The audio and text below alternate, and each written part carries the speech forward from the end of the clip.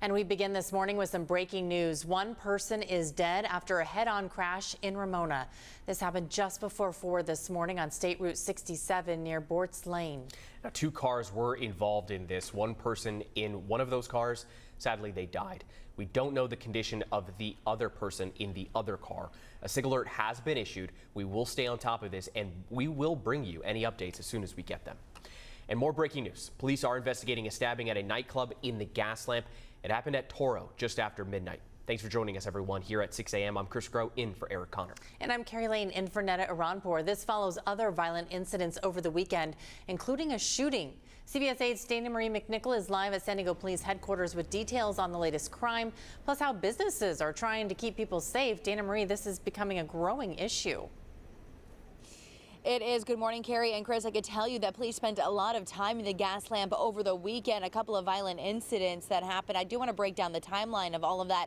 Friday night is when the shooting of 2 people happened. And then just last night, a couple of hours ago, we were learning that there was a stabbing at Toro nightclub. This has businesses and security teams on high alert. Right now, we know the stabbing victim was taken to the hospital, but don't have any updates on their condition. Police haven't arrested anyone yet in connection to this violent crime. Now, CBS 8, we were down here in the Gaslamp on Saturday talking to businesses after a violent Friday. People were pushed into a downtown club for safety after hearing gunshots at 1:30 in the morning. Security officers from businesses actually helped terrified people get to safety. Police say 2 males were shot in the southwest corner parking lot of 6th and E Street. That area was shut down for a while as police investigated. They don't know the circumstances of what led up to the shootings. Of course, we'll continue to update you if we hear any of that information. Now, we spoke to a restaurant, Mr. Tempo, who say that they have staff monitoring how much people drink to make sure they aren't overserved, as well as Sevilla, who say they're concerned about a busy Saturday night after a violent Friday night. They're the ones who had security officers on standby if anything ever happened.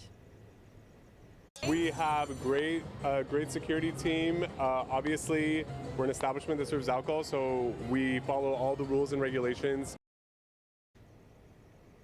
And there was a Padre game over the weekend, a couple of them, so a lot of people were in the Gaslamp area. Families we spoke to say they do feel safe. A lot of these violent acts happen in the early parts of the morning after people get out of those bars or nightclubs. That's where a lot of that violent activity is going down. Again, just another reminder to stay safe out there and vigilant if you're in the Gaslamp area. I'm Dana Marie McNichol, coming to you live from San Diego Police headquarters.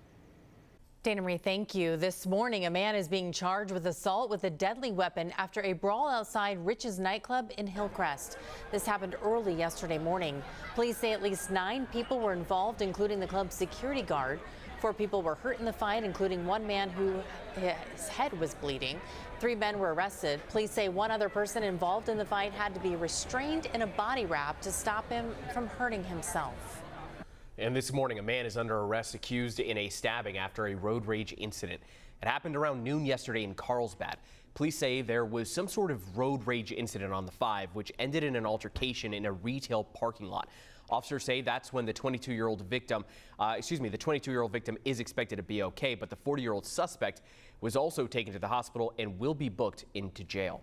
And this morning, a man is recovering in the hospital after he crashed while hang gliding. This is actually video of the San Diego Fire Rescue Department pulling the man from the north side of Black Mountain.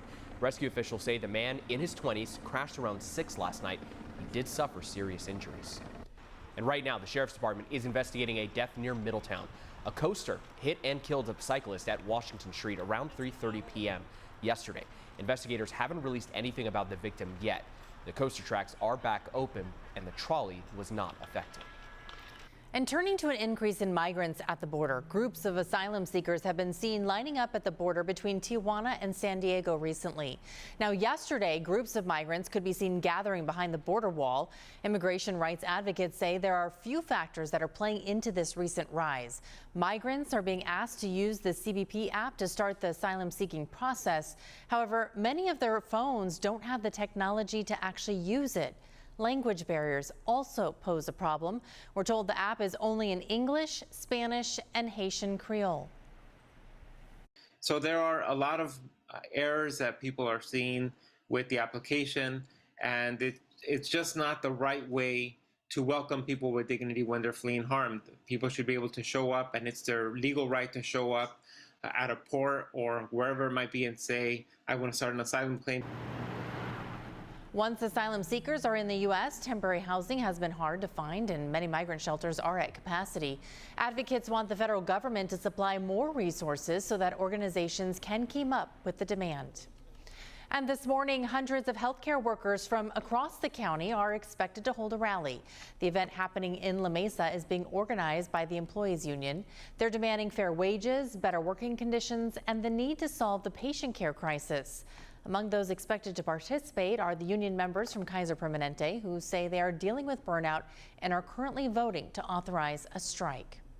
We reached out to Kaiser Permanente. In a statement, they said, quote, "We remain committed to bargaining with our coalition unions in good faith and in the spirit of partnership.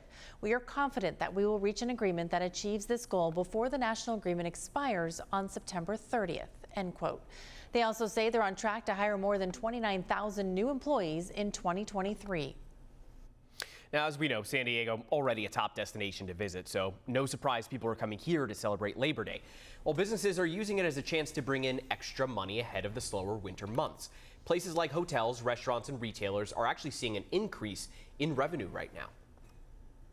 Just the 3 nights that Labor Day encompasses and the weekend encompasses, really, it brought in about $87 million more in economic impact than on any other 3-day span throughout the rest of September. Now, in July, San Diego was the #1 destination to visit in the U.S., according to hotel occupancy. Now, heads up, if you are headed to the beach on this Labor Day, look out for alcohol, glass, and smoking, because that is not going to be allowed at the beach. Bonfires are also banned in the city of San Diego unless they're in a designated pit. Also, make sure to check in with lifeguards about the water conditions. And if you're in the South Bay, many beaches from Coronado to Imperial Beach are going to be closed due to sewage contamination from Mexico. And we see that video and we think, oh yeah, it's going to be beach weather, but a little bit cloudy on the coast right now, right, Evan? Well, every day this week, Saturday and Sunday were both days where we had cloud cover, some fog, even some drizzle, light rain on Saturday. We're still watching this morning as there is cloud cover out along the coastline. It's just not quite as dense as we've seen for Saturday, Sunday. There is still indication that we might see some light drizzle, some patchy fog limiting visibility, but for the hefty majority of us close to the water, today is actually a very mild, comfortable start to the day. That doesn't necessarily mean, though, that we're going to warm up by all that much. Mid-70s along the coastline, upper 70s inland. Remember, average for your inland valleys would be 91, 92 degrees or so. We're going to be nearly 15 degrees off of average. Same goes for your mountains. We're going to be seeing 71 as the high versus average of about 85. So in every microclimate, we're cooler than average for today as a trough of low pressure swings by. Satellite radar doesn't do the best job of showing off those clouds before sunrise. So until we're light out there, we're really not going to have the full effect. Visible satellite loop will give us better indication of that. But infrared is showing that there are patchy clouds out there to kick off the day. So here's the trough of low pressure that now migrates off to the east.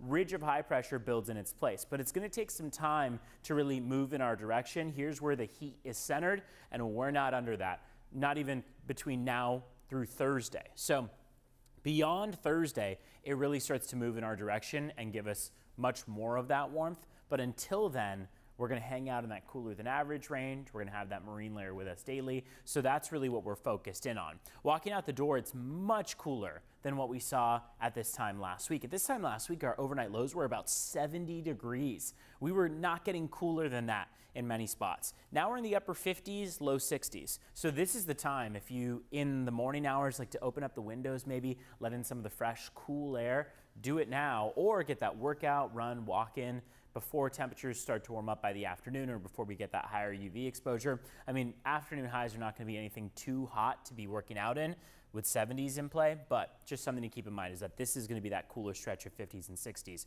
before we get to the warmer temperatures. And then the departure from normal is really shown here.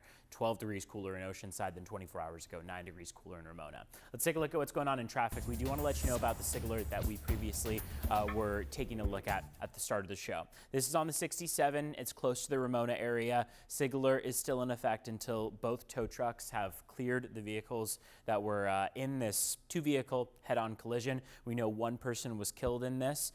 There's still debris there on the roads that CHP is clearing up, and they're also investigating, of course, how this took place. So that investigation could span another couple hours. Seems like that SIG alert will be expiring soon, so we'll let you know about that. But again, because volume is light, we don't see any major changes as far as the speeds on there, but we will let you know if we start to see volume pick up significantly.